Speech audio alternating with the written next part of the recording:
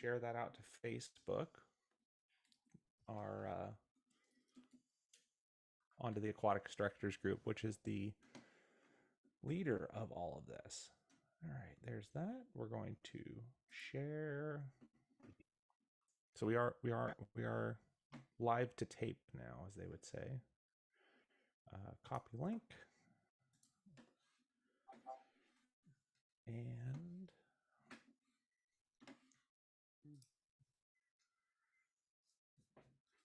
Apple V. Watch. What? If I could learn to type. Watch our discussion.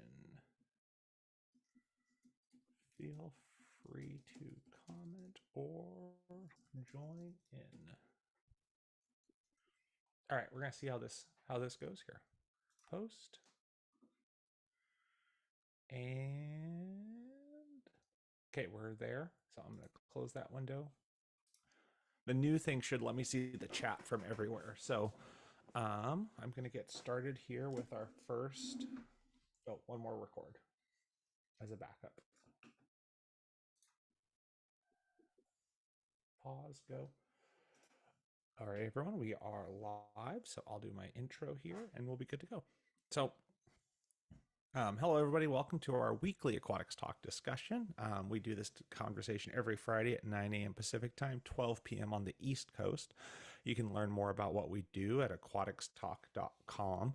There's a QR code down on that corner. I did it correctly this week, where you can see the website and find the link to join us on Zoom and everything else. We take questions from the group, and you can also, on that website, you can find a way to submit your questions to be able to be discussed by the panel. So everyone's welcome here. And with that, I'm going to jump into the first question, which was, I kind of rephrased this because it's something I'm interested in. Kate is looking for speakers at the Iowa Aquatics Network. It's conducted by Zoom and open to topics. What topic suggestions do you recommend that they be able to talk about there in Iowa? Anybody want to take that one?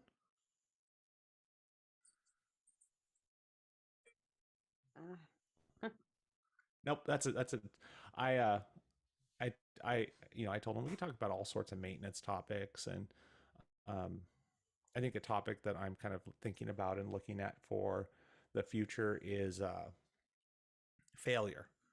Like talking about failure as an individual and failure of your staff. Anybody have any ones they want to chime in on that one? I think. Go ahead. Go ahead. No, go ahead. Okay. First. I would say that advocating or fighting for your department, if you work at a facility with different departments, that's really important. Knowing how to speak to any superiors about advocating for your department. It seems like there's a lot of young directors out there, young aquatics people that are not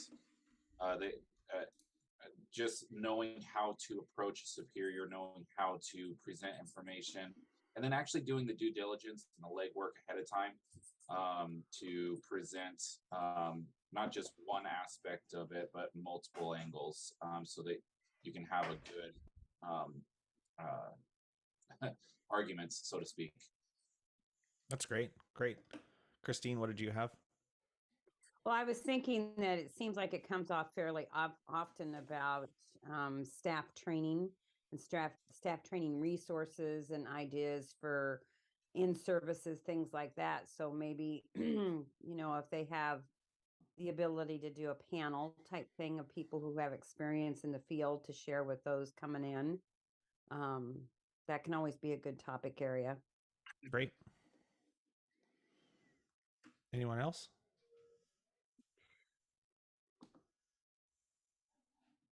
All right. With that one, I'm going to jump on to the next question here. This is one that I posed. What recommendations or advice do you have someone starting a new position with a new facility in aquatics? Thoughts from the group? Good luck. Good luck. Good luck. I like the good luck. That's a I Don't think I think being careful not to overwhelm yourself. So, you can only chew a piece of the elephant at the time. right. So, it's learning, it's understanding what your role is and what your resources are within your department and who can Uh-huh. help you and guide you and being open to that, not thinking that you have to be the expert at everything. Yeah. I think one of the things we've all learned, and that's why we're here, is that, reaching out to fellow aquatic professionals is very important. That you get a lot Yeah. of support that way. Because generally the people above us don't necessarily have that aquatic experience. Hmm. So that can be a factor too, is just, look at the other pools in your community and call up and introduce yourself, and just find out what's going on so that you're not really in competition with each other. You're in helping each other. You're each other's peers in that role. And I think that's really important. Yeah. Great thoughts there. Others? Yeah, I would second that. I mean, you're working with a group, and um, the aquatics world is so small. We all know that the Right. aquatics world is small, and so um, networking, and then depending, I'm going through this with the new lead manager. It's her first time as a manager in aquatics, and the thing I have to tell her all the time is it's not going to be perfect, and don't take it personally. The parents yell at her, the members yell at her, and she takes everything personally. And so teaching her that it's not personal, and it does get better. And you can't fix it all at one time. So networking, don't take it personally, and you're working with kids. These teenagers are kids. It's a learning curve. It really is. So there's not always common sense involved working with kids. Great. Others? I'll just say give it at least 2 years. So I mean, it takes, especially if you're a new aquatics person, it takes you a minimum of 2 years to learn the job, figure things out, figure out what works, what doesn't work, and stuff like that before you can start feeling like you know your job and feel like you're moving forward and accomplishing something. I'd say just give it at least 2 years, and then after that 2 years, that then you can start feeling like you may be able to do something. And I think there was even a study out there somewhere about it takes 2 years to learn a job. I think Harvard did it a while back. I can't remember, but I did read that study once and it was like, oh, it's good information. Yeah, I would agree that, about 2 years. They say I think to get good at something, it takes 10,000 hours. That's 5 years of full-time equivalent, a 5-year FTE to get good at something with 2 weeks of vacation. So, other thoughts from the group?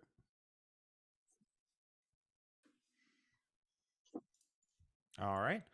With that, I'm going to jump to the next question, which was JT asked about anybody hosted a cardboard regalia at your pool. They have an indoor and an outdoor lot pool and looking for advice to make it a successful event.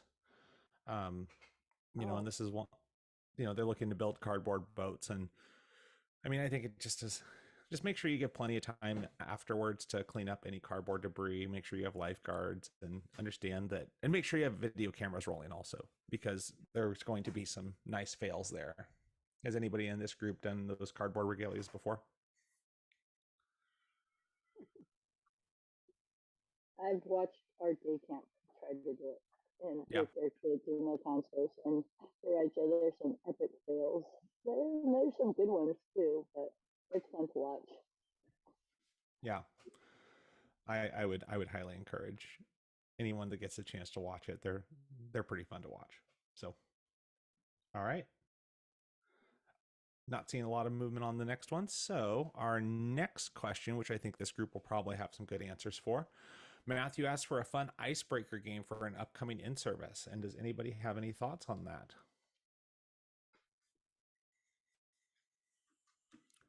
One that I do is I have the group separated into pairs, and they have to teach each other a skill by demonstration only. Okay. But it can be anything. Making a pie, fishing, creating a doghouse, whatever you want to do. But you have to you can only do it by demonstration. Okay? And then if that all goes well and they're into it and having fun with it, then the other way we do it is that their person that they're teaching has to turn around and they have to teach them verbally a skill. So it's learning how people learn and how to describe things and how to because what happens in for the in-service is that the same things are happening. It's demonstration and it's verbal description of what's going on, and so they kind of get into the mode that way. And I do it all the time with water fitness instructors to teach them how to teach and why they need to be on deck to teach. But I think for lifeguards too, it's a lifeguarding is observation, and lifeguarding is learning how to speak and talk about things and tell people what to do. And so, my thought, an idea. Great. Thank you. Others? I saw some comments on the Facebook group about like the throwing the yarn to people in your group and saying a compliment about someone, and that works maybe if you have some institutional knowledge. Stephanie, did you have anything to add on that one? We do a couple for icebreakers. We have one that's the beach ball, and I've written a bunch of questions on the beach ball. So you toss it, and they have to answer a question on the beach ball. Along with that, with the ball one, is that you may have to call out, say your name, and then call out the name of who you're throwing the ball to. So that, especially when you have a lot of new people in there with returning staff, so that's a good way to learn the staff's name. So that's another icebreaker that we may do. Sometimes the candy game, different colored candy. I'll go buy a bunch of candy from Party City, and then on the board, depending on what color you grabbed out of the bag, you have to answer a question on the board. And it can be something silly as far as, if you had superpower, what would it be? So introduce yourself and do something fun like that. And then they get to keep and eat the candy afterwards. So those are a few. That's great. Anything else anybody wants to add to that one?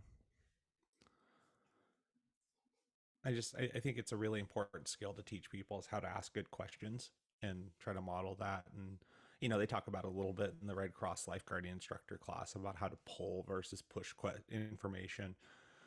And I mean, it's something that I think is really valuable. And I'm looking forward to seeing other opportunities and ways to expand that skill. So, all right, the next question that came up, Bailey asked about giving patrons a time limit that they can be in a hot tub or spa. Do you regulate it? If you do you use a waterproof timer? For me, I've had pretty limited experience with spas at my facilities that, I've been at for a long time. Especially at a YMCA I worked at, where people would go to the gym, play basketball for like an hour, and then just go plop in the hot tub and get themselves sick and have an issue. I think I had to jump in twice fully dressed to pop somebody out of a hot tub because they did something like that. So others in the group want to chime in about timing? I haven't had timers. I know most state codes require to have a timer that is outside of it, not reachable from in the hot tub to turn it on. But we all know what happens is people are like, hey, can you turn that back on for me? As they're walking by, and most people aren't going to be like, no. So, thoughts?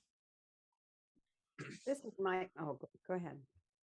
Well, I was just going to say that I've had spas in my facilities for a lot of years, and there's a point where it becomes too much of a pain, and it takes your attention away from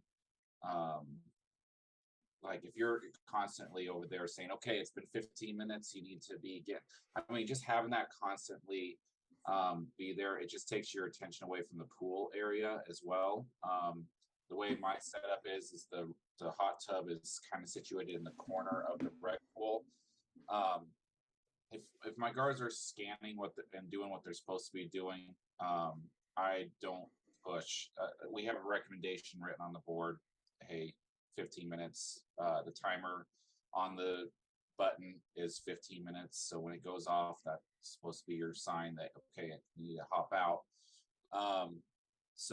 But I just tell my guards they need to be diligent with the hot tub. I'd rather have them scanning and observing, doing what they're supposed to be doing, rather than policing the hot tub.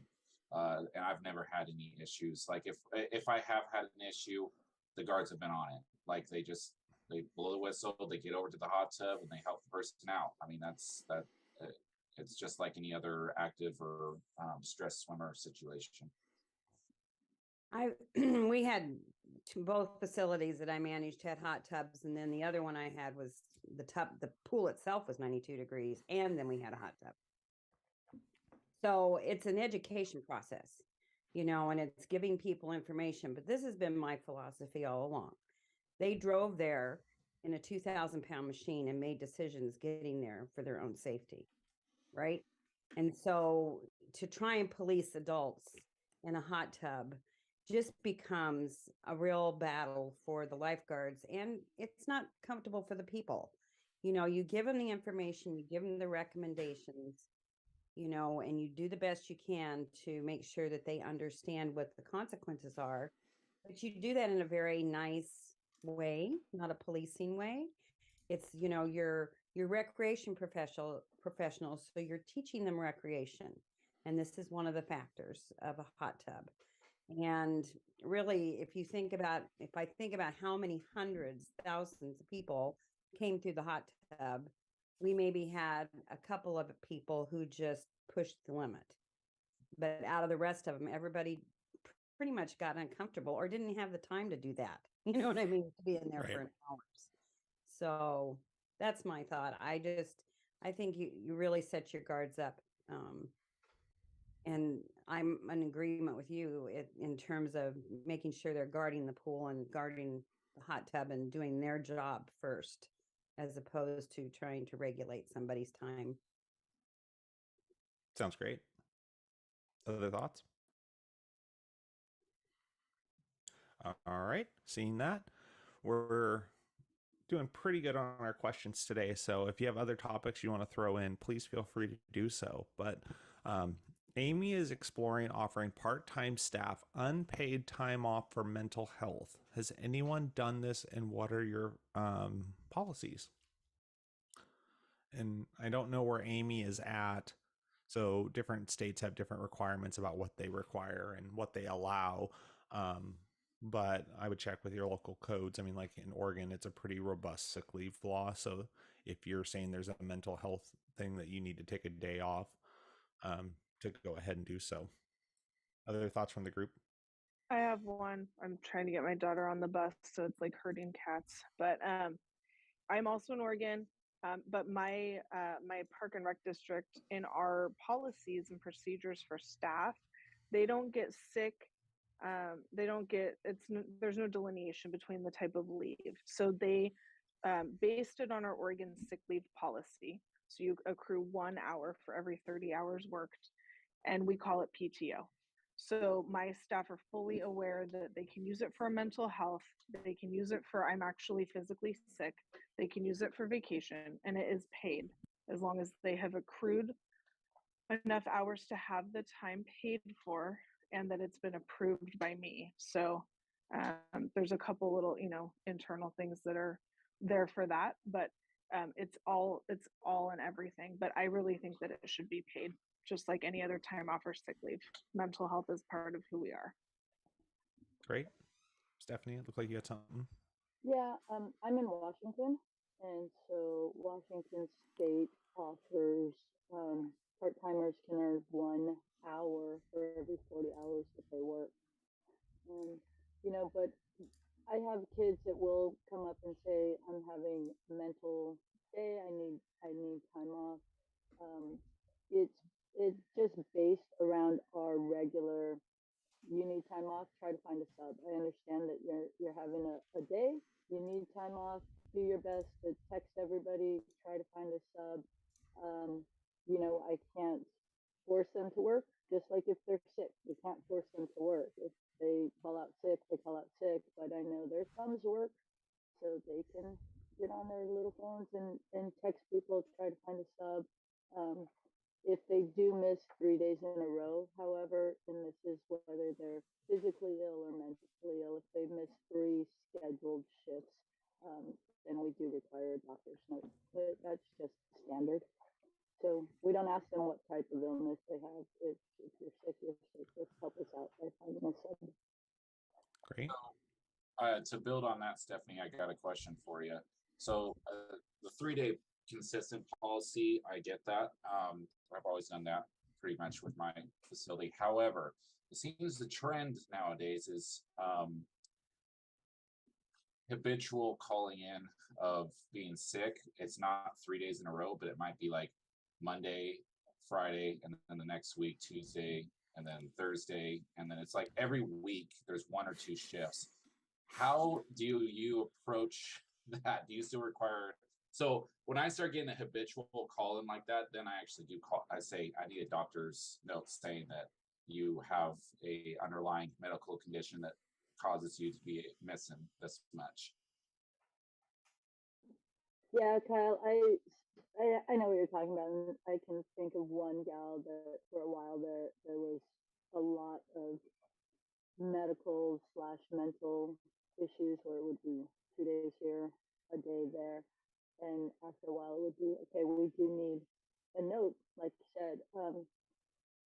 You know, a lot of that is because I require them to make every effort to find a sub, and I have been known. I will walk out on the pool deck and start asking everybody here if so and so has reached out to them to sub for them, and if not, I pull that person back in and I say, you know, I understand you're having time, but you have to make every effort. That is part of your agreement. That's part of what you signed up for. So I'm pretty consistent with that, and eventually that kind of works itself out. Great. Yeah. I know we've ran into issues before with like people that call in just sporadically. And you know, it's a balance, right? So I would rather have a little bit of nuance and frustration at times for people that abuse the system to make sure we have protections across the board for less good employers for people that are dealing with chronic illnesses or things like that. I think it's just as long as the rules are being applied equally, I think things work themselves out. I know what we've started doing with casual staff where we know there's sporadic call outs is we try to overstaff those times when we don't have capacity, and then there's always something else to do. There's always something that needs to be cleaned or something, you know, a project that needs to be ready to be set up for. So we try to, you know, if we like, and then there's some people that we're sporadically calling out that we just stop scheduling, and they're allowed to pick up shifts and they're allowed to sub, but they're not going to get those scheduled. You know, if they over a certain period of time, it's like you called out every Tuesday for this shift. You know, you're here for your Wednesday and Thursday shifts, but Tuesday shifts you just kept calling out. We're not going to schedule you on Tuesday. Yeah. Thoughts? I'm with Joe. Is that we will stop scheduling. You know, during the summer, I have people that just stop. You know, they're not subbing, but they're constantly trying to find subs, and their coworkers will get frustrated with them. And I mean, they've straight up told me, "Hey, I won't respond to that person because they never respond to me."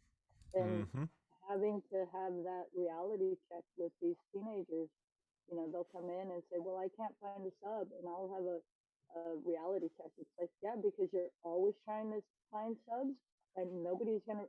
They told me they won't respond to you because you never sub for them, and some of them get it. It's a slap of reality, and they pick it up, and others will move on because they realize that they're not making any friends here by doing that. But yeah, I will cut them back on the schedule as well. I literally saw this week. One of our head guards who is rock solid. He shows up like he's like the postal service, rain, sleet, snow, whatever. That guy is there at 5 a.m. till 1 p.m. Tuesday, Wednesday, Thursday. He called out sick on Monday, and people were like, I've got it. I've got it. And they're like, I'll do it because like he never calls in. Oh yeah, they know. They know. Yeah, they know exactly who doesn't call in and who does call in. So, all right. One thing I want to Go ahead, add, Christine. yeah, is that I think also, it goes back to that we're training these people how to work and how to have a job. And they're pretty relationship based at that young age. And so you kind of have to tie it together for them. But I would say, when you called out the other day, I have to let you know what position you put so and so in. They had a special dinner and they ended up staying here and missing their family dinner. Or when you did this, I had somebody crying on stand because they were scared because we were short until we could find somebody to come in.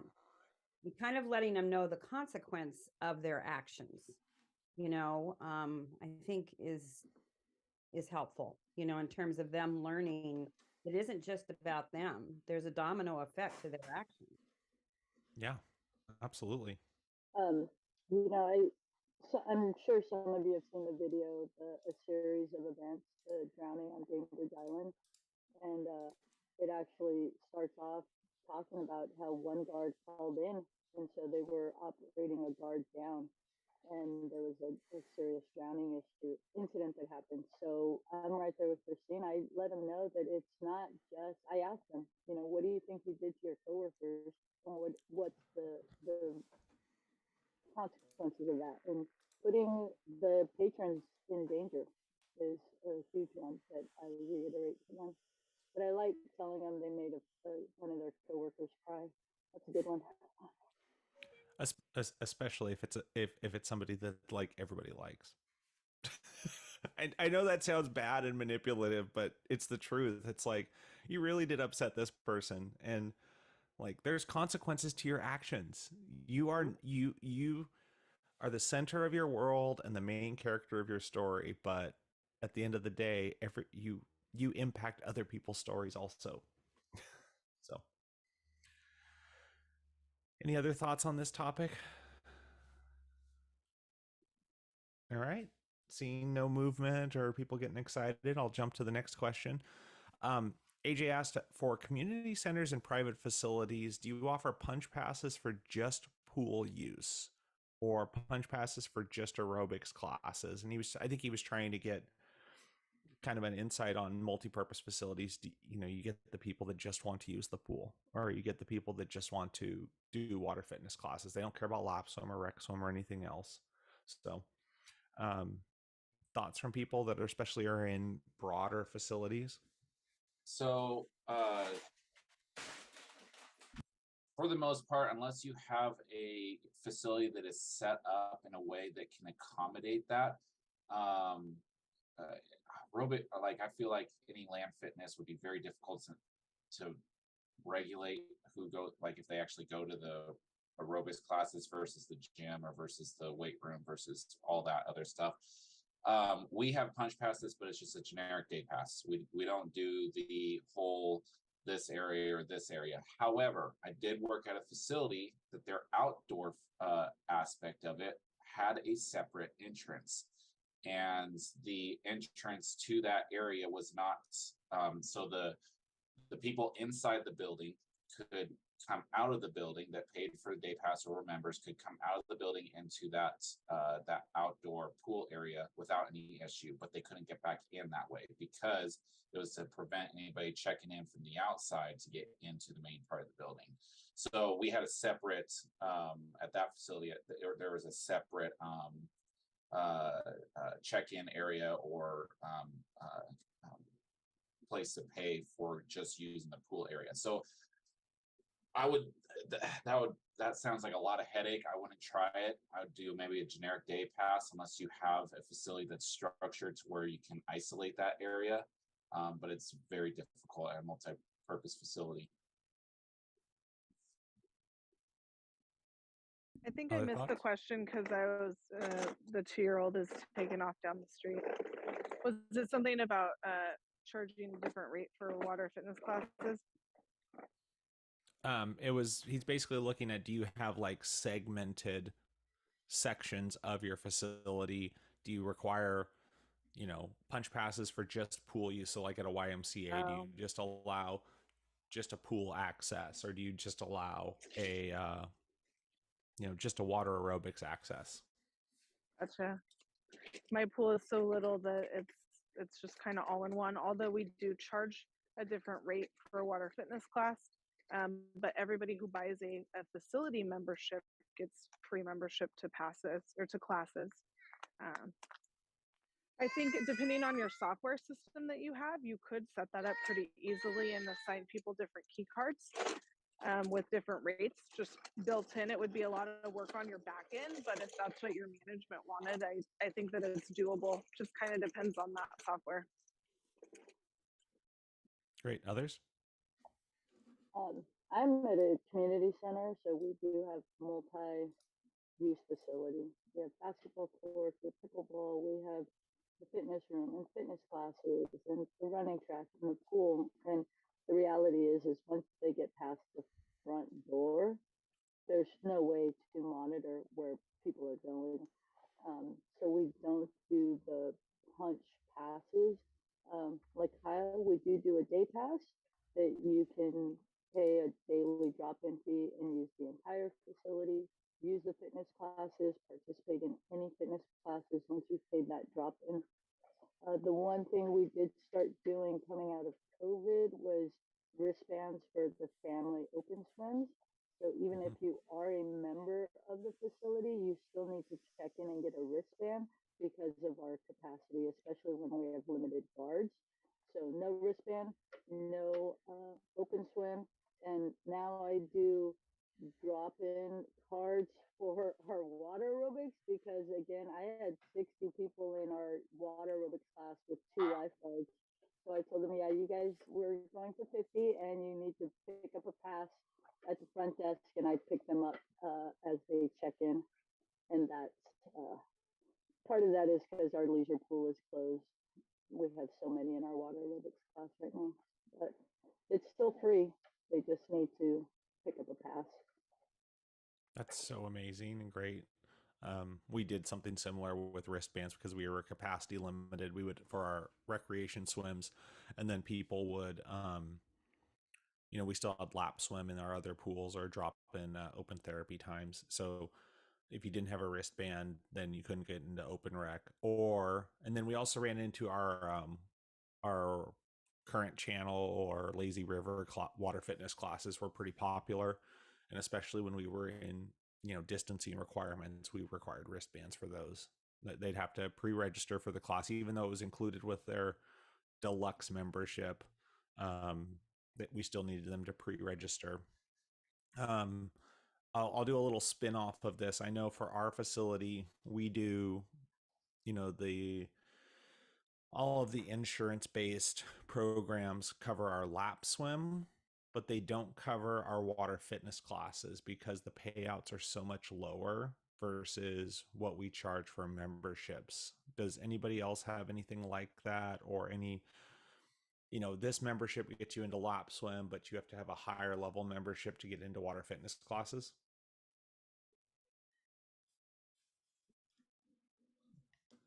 I'm seeing lots of No, I no's. don't do that. I mean, we take all the insurance too, but apparently you can negotiate your rate, um, Hmm.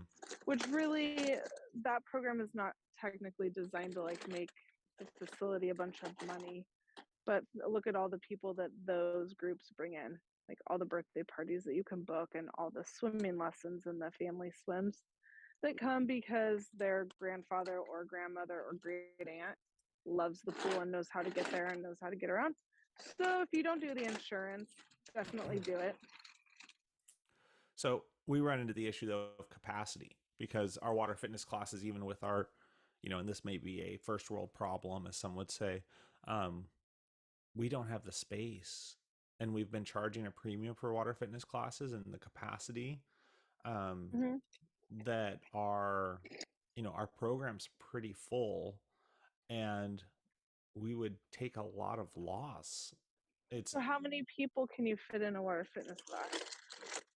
I mean, it depends, right? So like depending on the time of day, some of these classes can only Sure, accommodate and the 15 or location. 20 because we have um other programs going on at the same time. So we end up in a situation where if we expand more space for water fitness classes, then we have our lap swimmers and everything else that are frustrated, which are also pass holders. So it's a balancing act for us right now.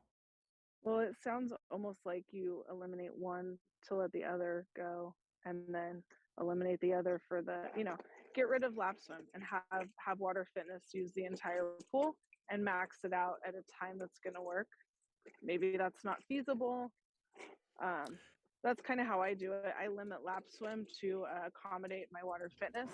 And then there are times when there's no water fitness and it's all lap swim.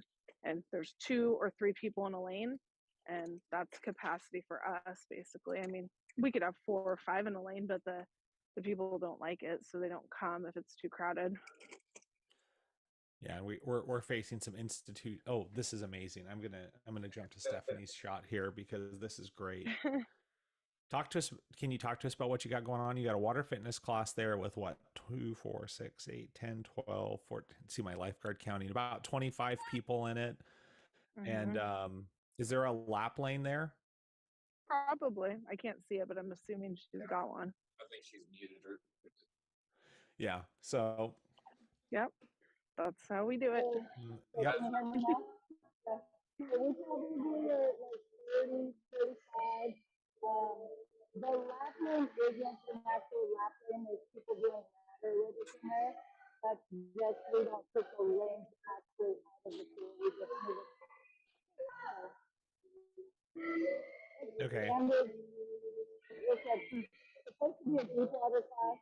It's kind of turned into a combined shallow deep water because our vision pool is looking like that. Right. Yeah. Right. No, that's. Go ahead. So Did yeah, you have anything else? we limit lap swim as we don't have lap swim during the water aerobics because it's just as popular, and lap swimmers have a lot of other options as to when they can come swim, and they can come at 5 a.m. and start swimming. Yeah. I like that, Stephanie. No. I totally. Joe doesn't have the water fitness background that some of us do. I mean, it's about real estate, It's about real estate. So with real estate, but 50 people in my water aerobics class versus, amazing. At this time of day, 6 lap swimmers, right? Yeah. It's a no-brainer. Maybe. Sometimes I have 4. I have 4 some lap swim hours where there's nobody in the pool. So I'm like, you guys have plenty of time, and honestly, as much as I say sometimes I hate teaching water aerobics, I love my water aerobics class. I love watching them sing and dance, and they're popular, and it's just as important as lap swimming, if not more so for my swimmers. Wholeheartedly agree with you. Absolutely.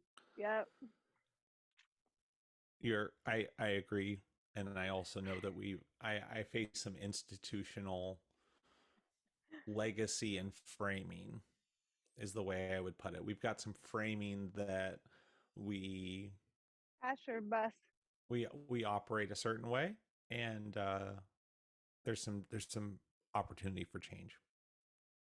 So sorry about my microphone. It's just there's construction going on in my lap pool, and normally I don't have headphones on, but I can't hear anything with construction.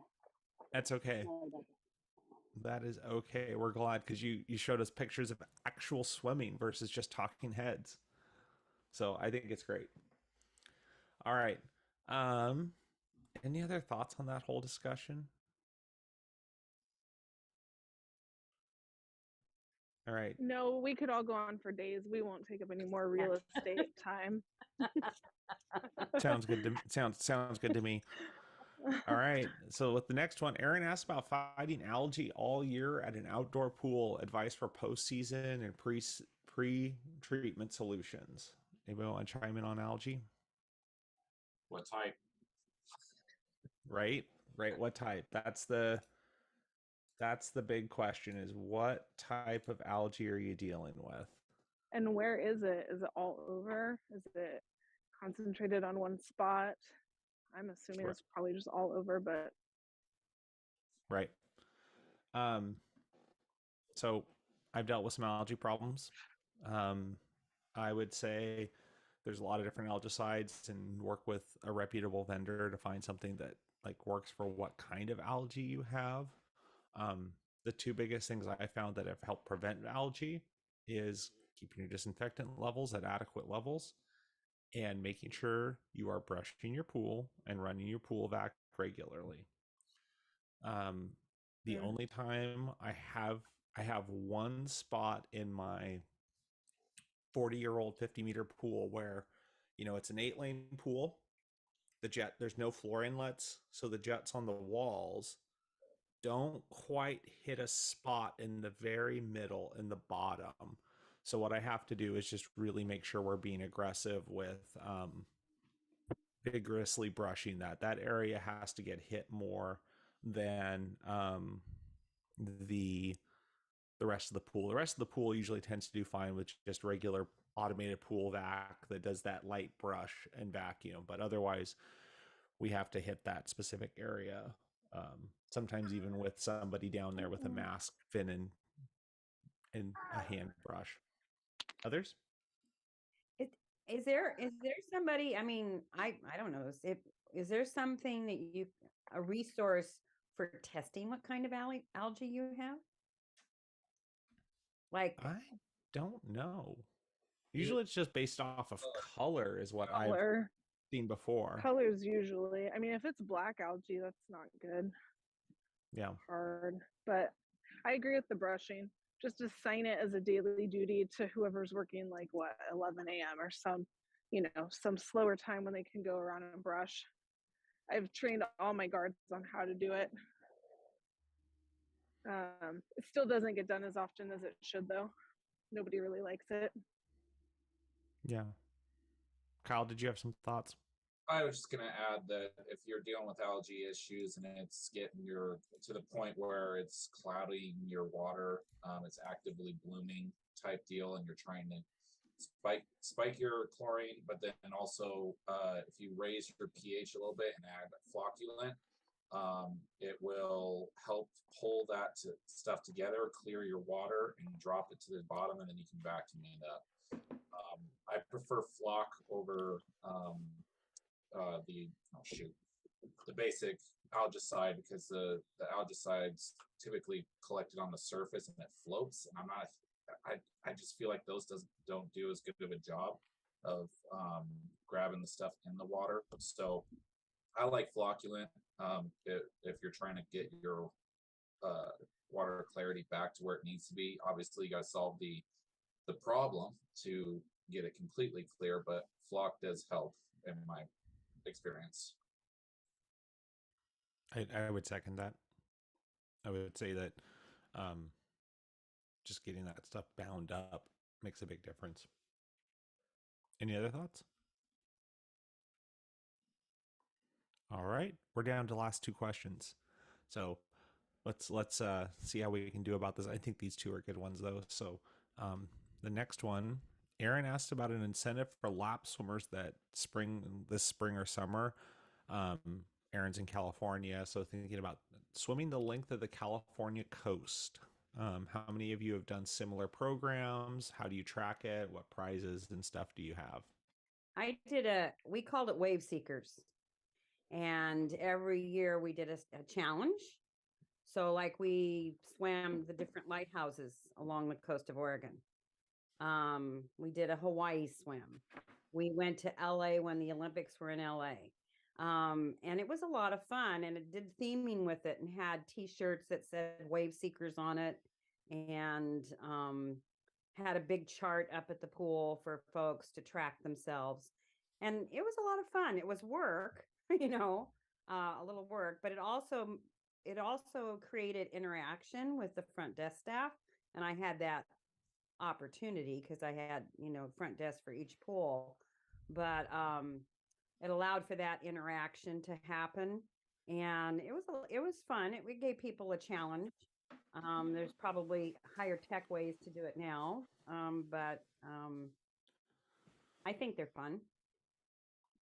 We have a board as well that people can track, and sometimes there's a competition between one or two of them that are trying to outdo one or another. But the YMCA actually does have a program. It's how 100-mile swim club.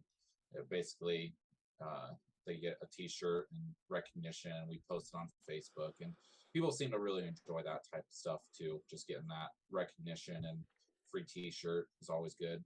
It's walking advertisement. Right. Yeah. Stephanie? Well, and I agree. And a great way for the competition is we post it on the walls, like if it's a swim to Hawaii and you put the different markers and people can actually move their little names across it, so everybody sees the competition and can see where they're at. And it's healthy competition. It's fun. Yeah, I've seen boards where people fill it out or fill in the bubbles as they go. I think I think other facilities will have things, and they'll highlight people on Facebook that get different accomplishments and stuff at smaller facilities. So I think it's a great program and a great idea to get people interested and motivated to be consistent with their swimming. So, any other thoughts on that one? I was going to add a flip side to that is doing it with the staff. So we do in the guard room, we do a little, since I require them to swim 300 yards every week at a minimum that they're working. But that's a nice competition. They can track themselves, and then at the end of the season, get a prize and bragging rights. That's great. All right. This is the last one I have on the deck. So if you have something you want to talk about, please chime in, or if you're watching us somewhere else, if you type into the chat, I should be able to actually see it with the way we're streaming this out. So the next question, Zachary asked about an app for the purposes of supervisors sending updates and lifeguards communicating with each other. They used to use Facebook groups before, but they're trying to not just do everything over email and getting people to actually respond to communications. So somebody want to jump in on that? How you manage that? When I work, our scheduling app that we use when I work has a chat feature. So you can do the whole aquatics group with just the swim instructors or lifeguards, and they can communicate with each other in that as well. So that's one way. That's how we use it because it's on their phones. The When I Work app is on their phone. Great. Kyle? Deputy is what I use. Scheduling and news feed. Yeah. It sends notifications out when I post on a news feed about certain things. People can communicate on there. They can send direct messages on there to each other. It all sends a push notification to their phone. My staff have loved it. So I would highly suggest Deputy, but I've worked with When to Work as well. And that's a solid app as well. Kyle, what was the name of that again? Deputy, like a sheriff's deputy. Okay. Why? Yeah, and we use When to Work for that purpose. With When to Work, you can set up text that they can get texts for messages and a lot of different notification preferences. But we still find we have to text people and we have to pick up the phone and call people. It helps, but what happens is a lot of times in a bigger facility, you can get to where people, they work multiple positions. It just becomes noise and they start tuning it out. So I know our team has been trying to be deliberate about not just sending out requests. We also are sending out kudos to people. We're sending out like literally a tease with a joke. I know it's kind of almost clickbaity where it's like there's a joke in the title to get people to read the message to figure out what's going on. Just because there's a lot, and there's a lot of competing for attention when we're outside of work with these part-time staff. Anyone else want to talk about that, or any successes or struggles with communicating with staff? Well, I think that one important part of it too is to think generationally a little bit about it. So representing my generation, and oftentimes that's a lot of your water fitness instructors potentially.